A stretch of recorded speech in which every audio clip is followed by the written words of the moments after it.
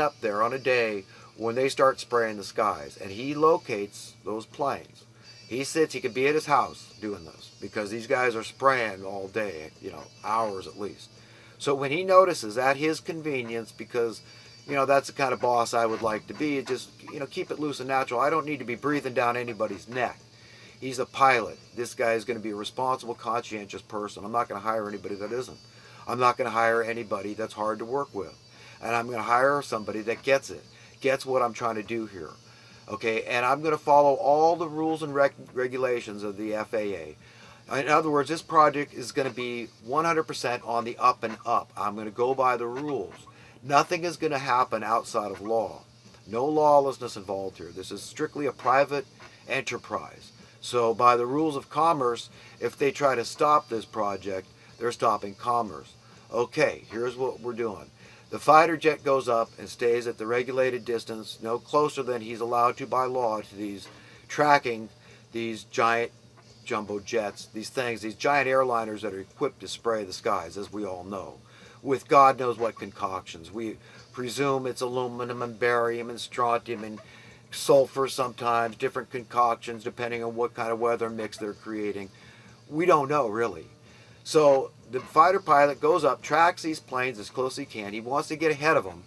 He wants to get some good video footage. So there's another expense of equipping these planes with cameras that can peer right into the cabin of these planes, the cockpit. Okay, because they're all clear. All the airplanes that have human occupants are clear for maximum visibility. So we'll find out some things. This will satisfy a lot of people's curiosity. For one thing, is there even human pilots in there, or are these things just gigantic drones being controlled electronically? Which is a definite possibility that, look, that's a discovery. This is a discovery process. This is where your funds are going. That's where your investment is going. It's through this that you get to know. I post regular videos. Whenever anything comes out of the pilot's hands, he's going to give it to me, and I am going to present it to you. I'm going to run it on my video YouTube channel, and I'll just keep it under my name, Chris Credit, and keep it simple so I don't have to start a new YouTube channel. This is where I've had my blog over the years and posted different news clips and whatnot. But this is the plan. So you get what's going on here. This is a 1-year project. So from the time that the funding is achieved, $500,000, $500,000, you got to pay the GoFundMe people. So the account, I'm going to have a separate account. Okay, this account will be earmarked, and this is going to be earmarked for one purpose. This is the Chemtrail Sky Patrol project. Okay, whether or not I add project at the end, I haven't decided yet, but basically this is what it is. This is a Chemtrail Sky Patrol. Okay, a private entity and whose purposes is to discover the truth and to bring that truth to the public through media exposure. And it'd be good to get the media on board. In fact, that might be somebody I'll contact here. If I get this GoFundMe account started, it wouldn't be bad to get the mainstream media, the local media interested in this project. And anybody else out there, I mean, guys like Max Kaiser, he's got a big voice in the world, and Alex Jones, and any radio talk show host, anybody they could think of, they could interview me. I could do a Skype thing. I could take the tape off my laptop and do it like that or whatever. But, whatever it takes. If anybody's out there that's interested in getting to the bottom of what they're doing up in the sky, spraying the sky, and whether or not we can demand some accountability here or not. Listen, all we can do is try. It doesn't mean we're going to succeed, but at least you're confronting it. You know for certainty, if you don't confront a problem, it's never going to get solved. And I feel like this chemtrail spraying, these guys, they're usurping God, Mother Nature, whatever you want to call it, is emblematic. It's indicative of the entire establishment and how they roll, how they operate, is because there's no accountability. There's no accountability in the money printing industry. I mean, the politicians just go along, whatever you say, we'll give you our stamp of approval. Now it's, now it's legitimate. Now we validate it. Now it's, authorized by the authorities. So everybody goes along with it. They just destroy our currency. That's how they steal our wealth. This is what they've done. They're creating a permanent underclass. All we're going to have in this country is landlords and tenants. Okay? Overlords and serfs. That's it. You like that reality? Is it like India? The caste system, you want that here for your children? You want that for your children's children? Is that the world you really want? I don't want to be on either side of the equation. To me, it's worse to be an oppressor than the oppressed. I mean, pick your poison. But I got to answer to God. I got to answer my conscience. So many of you feel that way too. That that's the only one you really care about being accountable to is your conscience, your integrity, your soul. You're not going to sell your soul. I mean, you might do stupid things and be sorry for them, like falling into sin. You might even pay for it and be sorry for it later. But you're sure as hell not going to accept payment to do something evil. But there's people in this world, we got to face the facts, that will do very evil things for money. They will kill upright, decent people. Look what they did to Jesus. I mean, they don't get more decent and upright than Jesus, do they? And look what they did to him. They despised him. They hated him. They wanted to humiliate him, mock him, and destroy him, and they couldn't. I mean, he was resurrected. That's the way the story goes. That God is real, and he has the power over life and death. That's all it means. It's just another miracle. Big deal. It's all true. There is angels. There is other beings that are overseeing things. But we as human beings have big shoes to fill. We've got a big responsibility because it's written that we're created just a little lower than the angels. So we have an obligation, a responsibility to stand up against the powers that be and tell them when they're wrong and say, no, we're going to set you straight. I'm going to myself act like the Illuminati whisperer, and train these people and say, no, I'm smarter than you. I'm nicer than you. I'm wiser than you. You're mean. You do underhanded things that you couldn't pay me enough to do. And, I'm going to tell you who's boss here. And if you detest me for that, that's your problem. Okay? I'm not going to detest you, but I'm sure as hell going to get in your face and tell you what's what and how it's going to be. Because the tide is going to turn. The worm's going to turn. The day of reckoning is coming, and you all know that's true. You know Bible prophecy is true. And you can see it unfolding right before your eyes.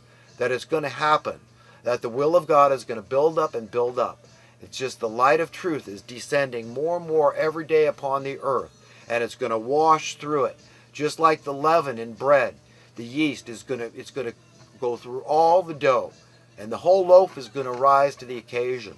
The renewal of all things. It's going to be a wonderful place to live with like-minded people that want to live together in peace and harmony. Full prosperity. Full safety and security for everybody. Okay? Not some. That's all I'm saying. I don't want to take anything from anybody. I just want to let everybody be a have. Okay? I just want to let God's will be done. This earth belongs to God, and it belongs to all his children, and of which we are all equal. We have an inherent right. Okay? We have by divine decree to share in this earth and all her goodies. And that includes all the accumulated infrastructures of every type. That includes every stitch of technology, because God gave us the wherewithal. He gave us the brain. So all honor and glory ultimately goes to God. That's the only one that's in charge of everything. That I want to be in charge of me. The only way I want to stand up against these monsters at the top and tell them what's what and expose them more and more day by day and try to share what I've learned with the general public, my brothers and sisters, my fellow human beings, okay, is with the strength that he affords me one day at a time. So, that's my appeal. I come to you asking you for a donation and understanding where it's going to go, okay? Because we've got to get some semblance of accountability here. We need to find out what's going on. If we can get the faces of actual pilots out there, they're going to be humiliated, okay? They don't want their faces shown out on the media, but we got to know what's going on here. Because it's going to come out sooner or later, and I want to hasten it coming out. I want to know what we're breathing, what your kids are breathing. I want to know, why do I have to go through this? Well, why do we allow these people to play God? What the hell's going on here? Well, how can we allow them to turn a beautiful, clear blue sky gloomy and depressing? And it's like mood and mind control that they're using on us. I don't like it, and I want to make sure they know I don't like it, and that I'm not stupid, and that I know a contrail from a chemtrail, and that, damn it, we're being sprayed. There's no ifs, ands, or buts about it. It's incontrovertible fact. Okay? That's all. I want to get in their face, and that's why I'm doing this project out there. So anybody that's interested, go to my GoFundMe account, Chris Credit. I don't know how. I haven't even set it up. I haven't got it activated yet. Like I said, I'll be releasing this video simultaneously once I get started on this GoFundMe account. And you understand that I've broken down some of the expenses. I get it all. We're going to require an accountant. I want full transparency with the account. $50,000 is plenty for my troubles. I'll feel rich. If I made $50,000 in a year, I would feel rich. Okay, so it's plenty for my troubles as a coordinator in this whole project. But again, I've taken into account the cost of the mechanics, and this is over a 1-year period. That's all. This is just to cover a year. Now the fuel is going to be quite costly too. That's another consideration, but that's included. And the permits and licensing, taxes, customs, VAT, whatever. I'm not sure I'm going to need any publicists or marketing. I might get that free just by contacting the mainstream media. Just give them a ring, seeing if they're interested in the story of my GoFundMe account. If so, maybe I can arrange for an interview or something like that, which I would be willing to do. And that would be effective public relations too. So I've pretty much covered the expenses. I've thought it through for quite some time now, and I like it. It's exciting to me. And if we can attack them on this level and demand accountability and intimidate them to that degree, then maybe we can demand it with the currency, because this is the crux of this. This imperative. If we're ever going to have things turn around, it's going to have to be understanding the money and the power of the money. Understand it is what Jesus said it is. It's a competing God. Literally, that's what it is. For all intents and purposes, money is Satan. It is their method of operation, their MO, modus operandi. This is how they get away with it. This is how they screw us over.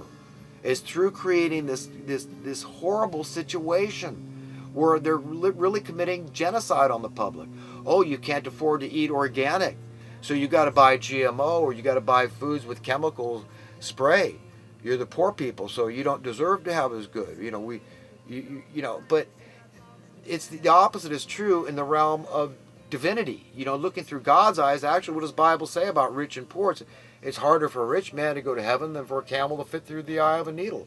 But the secular world kind of infers in their propagandistic roundabout way that it's the other way, that if you're poor, there's something wrong with you. You have a moral deficiency. You're a bad person. You're uneducated. That's bad. So that's immoral. You're a drug addict. You're alcoholic. You're lazy. There's some inference there. You come from bad genetics, bad seed. You had a bad upbringing. All these things are moral issues, right? So, the way the secular world views things and the way God views things are often diametrically opposed. They are. So we've got to really see this thing through God's eyes, okay? If you're poor, you can't afford to pay your rent anymore, or you can't afford to pay your mortgage anymore, then you're in your car. And if you can't afford the car anymore, if you're that poor, then you're out in the cold. Okay, then you die. You get diseases, your immune system breaks down, and you lose your will to live. So you're more likely to commit suicide. There's, financial suicides involved here. There's all these, there's a plethora of different ways that the poor are attacked, and they're committing genocide against the lower class, what they would call, right? So the fluoride in the water, rich people know about fluoride.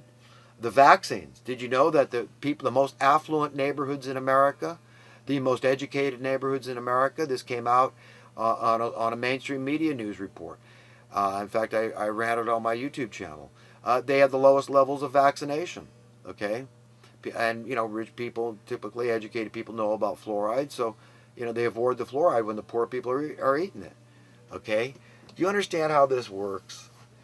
So, and how about dubious warfare? Whose sons and daughters are going off to fight in dubious warfares that, if they didn't need a paycheck, if they had, a good job at home and financial security, financial prosperity, then are they going to go off to dubious war? And the answer is no. So it'd be much harder for this New World Order club, to get their chaos started, kindled, with, like stirring up a hornet's nest in the Middle East. They don't know what the hell they're doing, like a mad bull in a china closet. They hate these people primarily, from my investigation and research. They hate Muslims basically because the Muslims hate